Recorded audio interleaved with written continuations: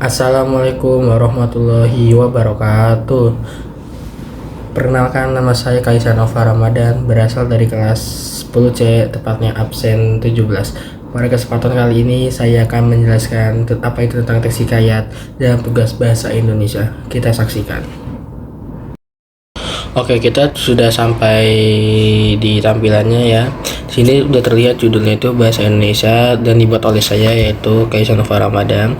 Pertama kita akan masuk slide definisi. Oke, definisi dari teks hikayat sendiri itu adalah karya sastra lama berbentuk prosa atau cerita yang berisi kisah atau cerita tentang kehebatan, kepahlawanan, kesaktian, atau keajaiban tokoh-tokohnya. Biasanya berasal dari kerajaan-kerajaan Melayu dan mengandung nilai moral serta ajaran hidup. Oke, jadi definisinya itu kalian bisa baca-baca dulu ya. Abis itu selanjutnya kita akan slide ke selanjutnya, itu ciri-ciri. Yang pertama itu bersifat istana sentris. Kedua, mengandung unsur keajaiban atau kesaktian atau magis. Ketiga, tokohnya digambarkan sempurna. Keempat, bahasanya klasik. Kelima, disampaikan secara lisan sebelum ditulis. Selanjutnya di slide berikutnya itu ada struktur hikayat. Yang pertama, ada abstraksi, orientasi, komplikasi, evaluasi, resolusi, dan koda. Selanjutnya kita masuk ke jenis-jenis hikayat.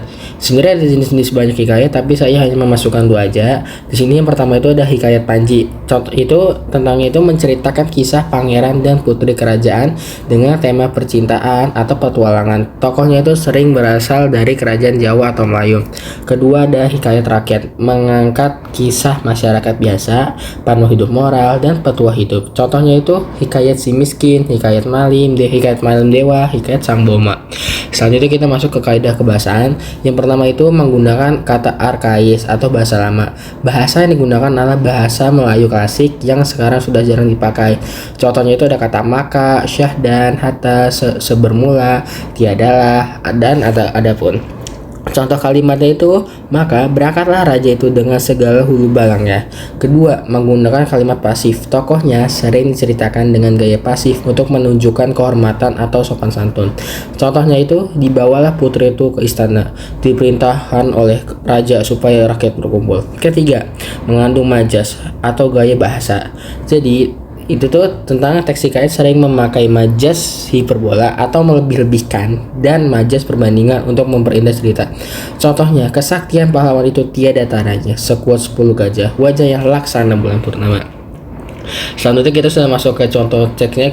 Saya itu mengambil hikayat si miskin. Oke, pertama itu dahulu kala hiduplah seorang laki-laki miskin yang sangat amat beribadah. Ia selalu berdoa agar mendapatkan rezeki dari Allah.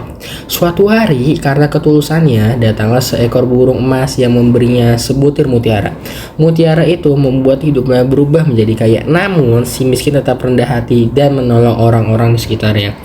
Di sini ada bagian-bagian strukturnya, saya sudah memetakan. Yang pertama itu di bagian abstraksinya itu ada dahulu kala hiduplah seorang laki-laki si miskin yang sangat beribadah. Bagian ini tuh memperkenalkan tokoh utama dan menjadi pengantar cerita. Kedua ada orientasi. Jadi di orientasi itu ia tuh selalu berdoa agar mendapat rezeki dari Allah. Jadi itu orientasi itu menceritakan latar belakang kehidupan si miskin dan sifat yang taat. Ketiga, komplikasi. Suatu hari karena ketulusannya datanglah seekor burung emas yang memberinya sebutir mutiara. Jadi itu komplikasi itu tuh disinilah mulai muncul peristiwa penting yang mengubah hidup tokoh utama. Keempat tuh ada resolusi. Jadi di resolusi itu ada mutiara itu membuat hidupnya berubah menjadi kaya. Jadi resolusi sendiri itu konflik atau peristiwa ajaib tersebut menghasilkan perubahan besar dalam hidupnya. Kelima itu koda atau penutup. Namun si miskin tetap rendah hati dan menolong orang di sekitarnya. Pesan moralnya itu kebaikan dan ketulusan hati akan membawa keberkahan dalam hidup. Bagian ini tuh menegaskan amanat atau nilai kehidupan yang bisa dipetik.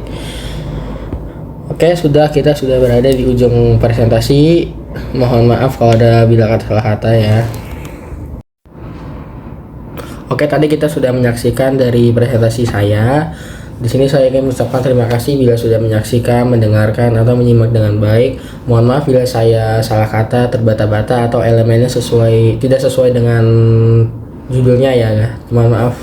Terima kasih sudah menyaksikan.